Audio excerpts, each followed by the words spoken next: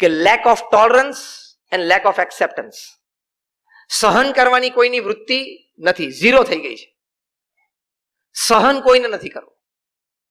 આપણે કઈ મેન્ટાલિટીમાં ઉછર્યા છીએ આ જનરેશન તો ટિપિકલી કે જો હું ખોટો હોઉં ને તો મને જાહેરમાં 2 લાફા મારી દેજે, હું એક શબ્દ નહીં બોલું.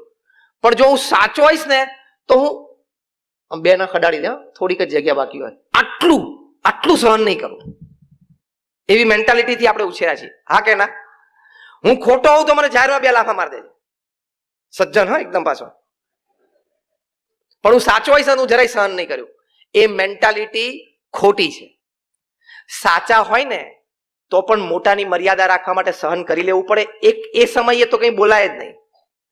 સાચા હોય ને તો પણ સમાજની એક વ્યવસ્થા જાળવી રાખવા માટે, પરિવારમાં સંપ જાળવી રાખવા માટે મોટા હોય એ બોલતા હોય ત્યારે નાના એ ચૂપ જ રહેવાનું હોય. હા કે ના?